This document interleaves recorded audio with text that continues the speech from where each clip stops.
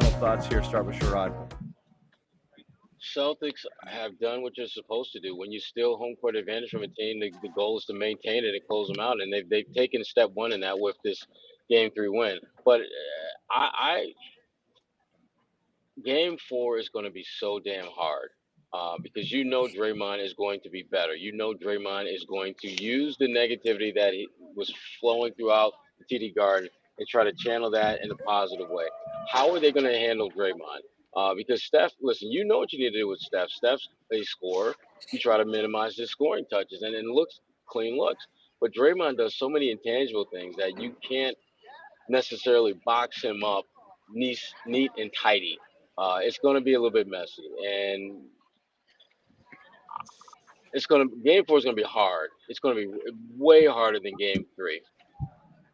Yeah, agreed. I think the Warriors they're gonna take it up another notch in terms of the defense, that physicality, try to disrupt the Celtics' flow, their focus, and the Celtics just have to maintain this thing, one play at a time. And I know that sounds cliche, but I just feel like when you look at the Celtics in the past after wins, it's almost like they're going for these home runs all the time. Passing 2 or 3 times per possession, and Tatum dribble sometimes. Jalen starts running into 3 players and losing the ball. Look, the Warriors will capitalize that in a big way.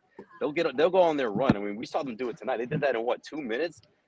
They've done that before, and especially when the Celtics are out of sync in the sense of getting into with the officials or feel like they're not getting their own way, they tend to go into those bad habits, and those habits tend to happen at least in the postseason after they come up with a big win. And this would be one of those examples. So the Celtics cannot fall into that same trap, and they have to maintain the same sort of composure they had in game 3.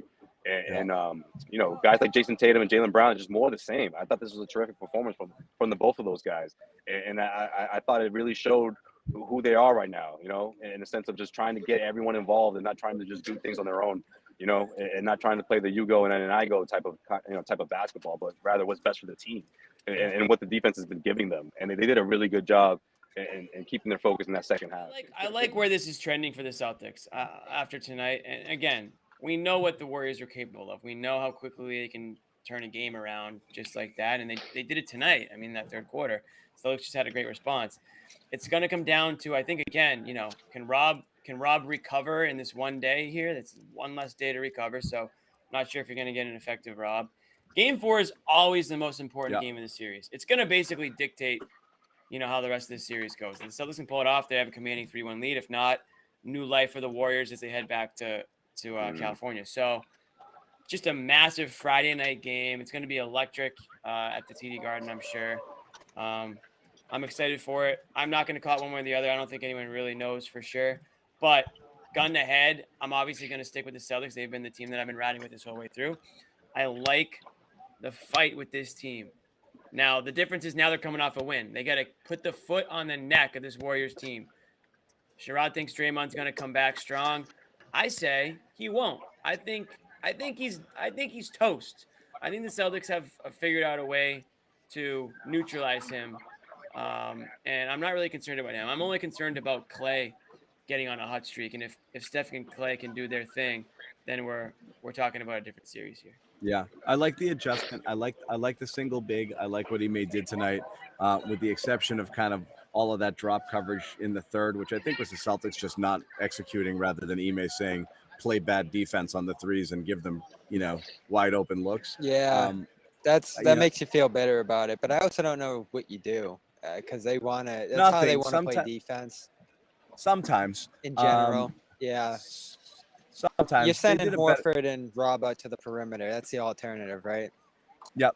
And so I get it. I understand what they're doing there. They don't want to get beat, but it's a pick your poison scenario. So we'll see. But that was probably the only thing that was slightly off. Again, Bobby, they didn't quite go with that small starting lineup, but they almost did by subbing out Rob. How about the quick rotation? Yeah, 3 minutes into got more out of him. Both halves, and then they basically only played. They got more out of Rob. Horford and Rob were like 26, 25 minutes. That's manageable for your bigs there. Rob being injured and Al being old. As the series goes now, every other day, I think that's important. So yeah, who we see which Rob? Al's right on fumes right now. What you mean? I don't think that's relevant. His best man. He had a rough third. Yeah, he did. Yeah, I don't know. 7-point play. I've never seen that before. He had like fouls on like 7 straight possessions. I thought honestly, yeah, he had a rough go of it there. They're super fortunate Rob had that burst in him, and that's a benefit of the 3-minute thing that they were doing with him anyway. Then you had him for the whole fourth. Staggering him was a great idea. I thought screening Smart a lot more and getting him in some short roll, pick and pop situations to make secondary passes was great early. The offense as a whole was just awesome in the first quarter. You got some good shooting. Near flawless offensively, minus the turnovers, yeah. And Brown, again, like there's certain things I didn't expect out of this game. Staying big at times. I thought they'd get to Grant at center. They didn't, but it worked out in the end. Overall, Brown attacking Green one-on-one.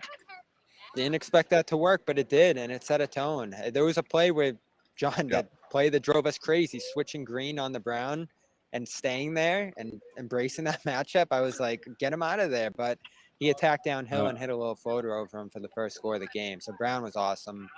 He set a big tone early. And, Jimmy, to your point, what's going to frustrate me about this series, if this is what it becomes, is do they call Green loosely one game, Green tight the next game? And it's just like a seesaw of how they call Green, because, of course, they tightened up on him tonight if he's allowed to do what he does. You hate to bring in, referees into it, but obviously, you have the crew tonight, and part of the thinking was they were coming in to calm Green down and just keep things from getting out of hand after losing control of Game 2. But now you don't have the extender working Game 4, so I'm kind of curious how that's going to look. With Foster having officiated tonight. We don't want the extender. So you don't want the extender in Game 4. We want to end this. Yeah, exactly.